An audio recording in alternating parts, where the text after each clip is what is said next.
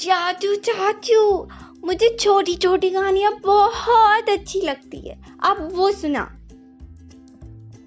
छोटे की सुनाई हुई कहानी सुनकर बुड्ढा बड़ा खुश हुआ। उसने कुछ नहीं बोला, बस एक स्माइल दी। इधर बुड्ढे ने स्माइल दी, उधर छोटे का हाथ ठीक हो गया। बुड्ढा बोला चलो अगला विषय देते हैं।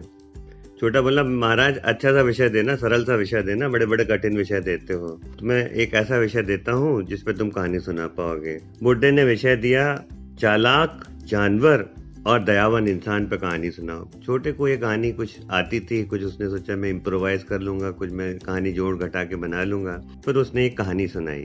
कहानी इस तरह से है। एक जंगल में एक शेर रहता था। शेर का नाम, जैसा कि सारे शेरों का नाम होता है, शेर खां था।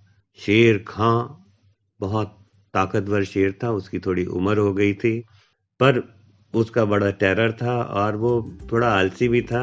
उसकी एक एडवाइजर थी लोमड़ी, की शेर को बताती थी कि फलानी जगह कोई कमजोर दिल का जानवर है, बोले जोर से दहाड़ देना, बस वो टपक जाएगा, फिर उसको खा जाएंगे। शेर जानवर को खा जाता था, थोड़ा से टुकड़े लोमड़ी को दे देता था। शेर को लगता था लोमड़ी पैरासाइट है तो उसके सहारे जिंदा है। लोमड़ी सोचती थी कि वो शेर की मदद कर रही है। अब धीरे धीरे क्या हुआ, एक दिन शेर का मूड खराब था। लोमड़ी ने उसको एक जगह ले गई और शेर ने शिकार किया, जैसा वो करता था दहाड़ के। कमजोर से जानवर का हार्ट फेल हो गया, उसे खा रहा था। और उसने लोमड़ी से बोला तू तो मेरे घर में बंधा हुआ कुत्ता है, तू लोमड़ी थोड़ी है। कुत्ते को जैसे बोटी डाल देते हैं मैं तो ये डाल देता हूँ और तू खाती है। लोमड़ी बुरा मान गई। उसने तो हमेशा सोचा था शेर पे एहसान करती है और शेर उसकी वजह से जिंदा है, नहीं तब तक भूखा मर गया होता। पर लोमड़ी थी चालाक। लोमड़ी का चेहरे पे शिकन नहीं आने दूंगी। वो बोली महाराज आप तो मेरे अन्नदाता हैं, ठीक ही कह रहे होंगे आप, मुझे पता ही नहीं थी ये बात कि मैं तो कुत्ता हूँ।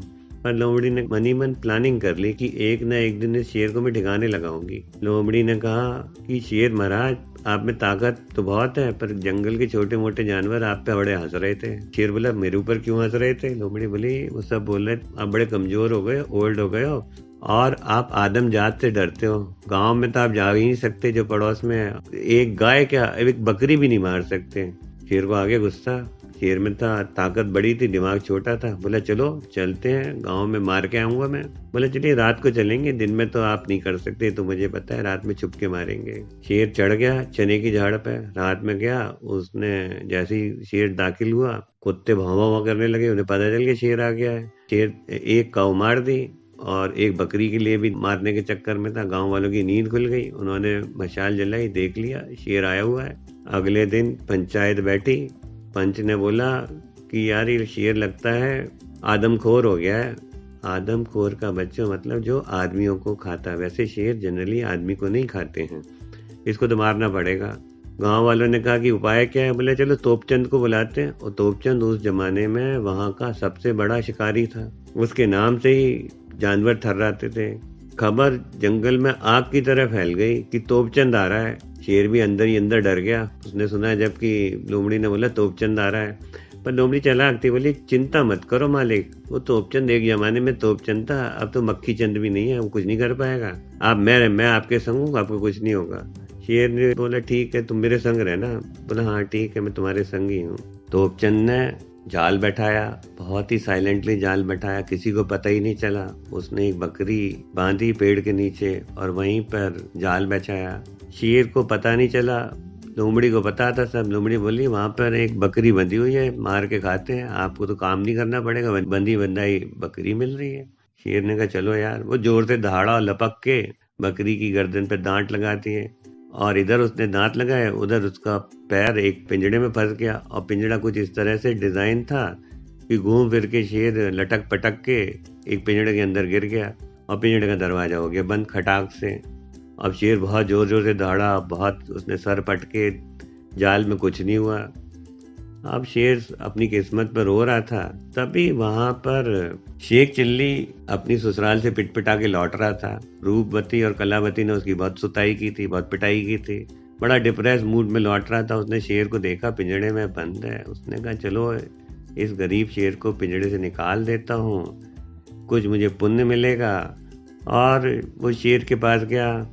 शेर अंदर से बोला ए आदमी मुझे आज़ाद कर दो, अगर तुमने मुझे आज़ाद किया तो तुम्हें स्वर्ग की प्राप्ति होगी, तुम्हें स्वर्ग मिलेगा। शेख चिल्ली ने बोला चलो यार स्वर्ग ही मिल जाए, तो उसने पिंजड़े से शेर को खोल दिया। इधर पिंजड़े से शेर निकला, शेर ने लपक के शेख चिल्ली की गर्दन पकड़ ली।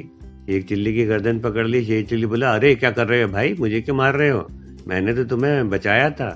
शेर बोला वचन पूरा कर रहा हूँ, मैंने तुमको बोला था कि मैं तुम्हें स्वर्ग की प्राप्ति दूंगा, अब मैं मार दूंगा तुम्हें स्वर्ग मिलेगा। स्वर्ग इसलिए मिलेगा कि तुमने एक अच्छा काम किया, और स्वर्ग को मिलने का रास्ता मैं हूँगा, मैं तुम्हें खाऊंगा। शेख चिल्ली बोला अरे भाई सुनो तो, तुम तो पिंजड़े के अंदर थे, मर जाते अभी शिकारी पकड़ के ले जाते, मैं तो बाहर था, तुमको मेरा एहसानमंद होना चाहिए। दोनों में बहस हो रही थी। शेर अपने पॉइंट पर अड़ा हुआ था कि बोले खाऊंगा, अब तो मैंने तुम्हें क्योंकि प्रॉमिस किया है कि तुम्हें स्वर्ग की प्राप्ति दूंगा, तो मुझे खाना पड़ेगा तुम्हें। उधर लोमड़ी झाड़ियों से निकल के आई, बोली क्या बहस हो रही है, मुझे समझाओ, मुझे भी समझना है कि क्या हुआ। शेर ने अपना पॉइंट रखा, आदमी ने अपना पॉइंट रखा कि पिंजड़े के अंदर था शेर, और शेर भी अपना पॉइंट सेम ही रख रहा था, पर वो अपने पॉइंट ऑफ व्यू से बता रहा था कि क्यों आदमी को स्वर्ग की प्राप्ति कराना चाहता है। लोमड़ी बोली मैं समझ नहीं पा रही, मेरे में इतना दिमाग नहीं है, मुझे तो डेमो चाहिए, मुझे तो करके बताओ कौन कहाँ था। शेर को आगे गुस्सा, वो लपक के घुस गया पिंजड़े के अंदर, बोला मैं यहाँ था। अब समझ में आया लोमड़ी, मूर्ख लोमड़ी, हमें बेवकूफ जैसी बातें करती हो। लपक के लोमड़ी ने पिंजड़े का दरवाजा बंद कर दिया। बोला मगरूर शेर, मैंने तुझे जिंदगी भर खाना दिलवाया, अब तू मर, पिंजड़े में रह, और आएगा सवेरे तोपचंद, तोप के गोले से तुझे बांध के उड़ा देगा और सारा जंगल खुश होगा। बुड्ढे ने बोला कहानी तो बहुत बेहतरीन सुनाई छोटे, मान गया मैं तुम्हें, पर तुमने जो विषय वस्तु ली थी और जो कहानी सुनाई उसमें कोई सामंजस्य नहीं, कोई कोरिलेशन नहीं है। कहानी का विषय वस्तु तुम्हें याद है छोटे, मैंने क्या सब्जेक्ट पे कहानी सुनाने के लिए बोला था? छोटा बोला जी मालिक, मुझे अच्छी तरह पता है, आपने बोला था चालाक जानवर और दयावान इंसान पे कहानी सुनाओ। इस कहानी में चालाक जानवर लोमड़ी है और दयावान इंसान शेख चिल्ली है।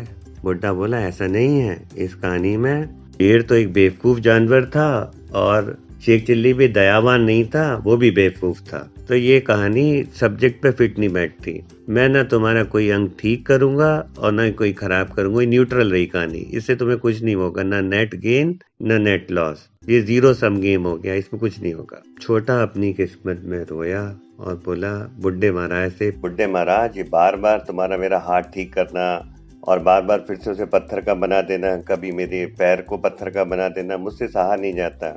चलो एक काम करते हैं, कभी तुम कोई सब्जेक्ट देते हो मेरी समझ में नहीं आता और मैं कहानी सुनाता हूँ तुम्हारी समझ में नहीं आता, मैं आपको 7 कहानी सुनाऊंगा, 7 ऐसी कहानी सुनाऊंगा जो आपने कभी नहीं सुनी हो, तो फिर आप मुझे आज़ाद कर देना इस स्थल से। बुड्ढे ने सोचा चलो आज़ाद कर देंगे, कहानी ऐसी होनी चाहिए छोटे कि मैंने कभी ना सुनी हो, अगर कोई भी कहानी ऐसी हो गई जो मैंने पहले सुनी हो तो पूरा पत्थर का बना दूंगा। छोटा बोला बुड्ढे महाराज शर्त मंजूर है, नायाब कहानी सुनाऊंगा, 7 की 7 सुनाऊंगा और मुझे इस स्थल से आज़ादी दे देना।